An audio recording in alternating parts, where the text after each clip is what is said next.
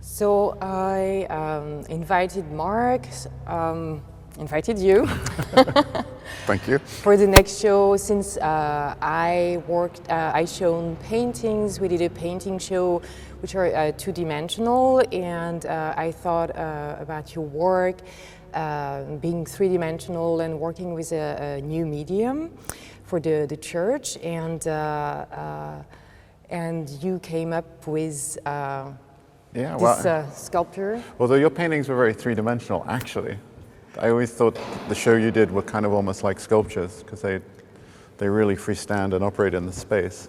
Yeah, so they did operate in the space, and also the silver background, which is not 100% reflective, but a semi-reflective, was kind of registering the its surroundings. So it was really absorbing, you know, the atmosphere of the church. And so also dealing with light in a sense, in that the space speaks to work that deals with light because it's so much about the way that light moves through this kind of incredible space. Absolutely, and the light keeps like evolving and moving around. Yeah. I'm talking about the natural light, and so the three paintings were were around the altar, and depending on the time of the day, one painting would sort of light up somehow naturally, and then the second and the third somehow.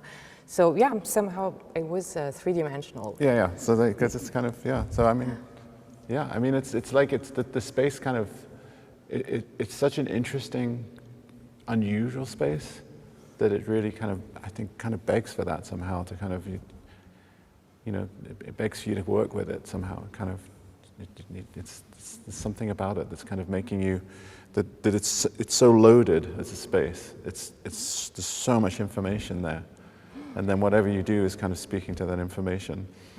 Right? So how did you come up with the idea for that piece? Well, I mean, it's funny, like very kind of it's a drawing, right? So I basically made it as a drawing. You know, I basically I was thinking about the space, I had images of the space and plans, and I literally just made drawings. Mm-hmm. And I wanted the motion to be really fast and casual. You know, I like the idea of something of this massive casual object that would be on the one hand kind of monumental and also just really a stroke, you know, and I would keep that lightness to it. So that was kind of the initial thing. And then having done that kind of movement, it was a question of kind of translating that into these lines.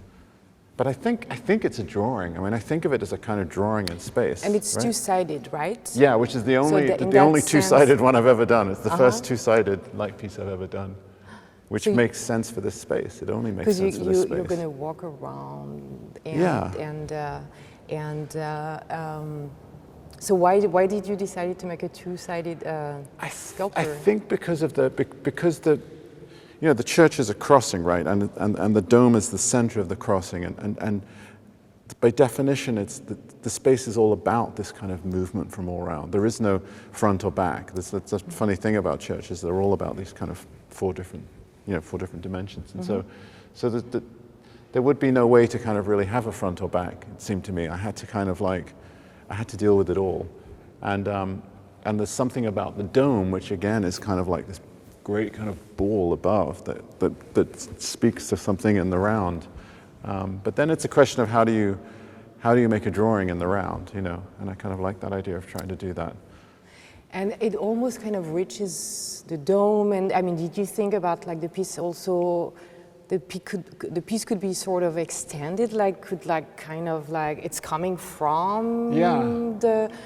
Well, I mean, I think these pieces outside in a way, there's this feeling, you know? Yeah, that it's kind of reaching all the way up to kind of to the stars, to the heavens. I mean, yeah, there's definitely that, and I think that the one of the things about these kind of light pieces, these lines, is that they're kind of lines of energetic lines in a way.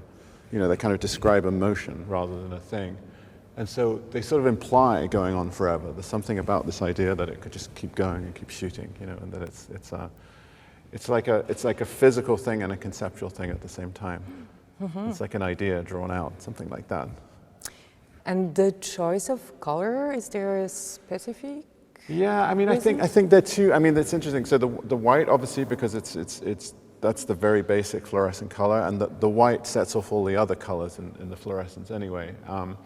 The yellow is this color Storaro yellow, which is the yellow, it's the most intense yellow that they use. These are colors they use on movie sets for lighting, and so I wanted to kind of go to this, it's a kind of yellow that's almost kind of beyond, like an a priori yellow, you know, it's like totally yellow. And I always use violet, because violet is just my color, and it's got this kind of ultraviolet quality, it's got this kind of otherworldly quality, and again, it adjusts. I suppose specifically it works against the white too, so when you have the yellow and the violet, then you kind of change the tone of the white. So it's almost like they're playing off each other, you know, there's something about that. And they're sort of they're kind of natural, non-natural sort of colors too, which I quite like, but that's the all of the work is like natural, non-natural. You know, it's like a whirlwind, but not a whirlwind, it's like a lightning bolt, but not a lightning bolt sort of thing.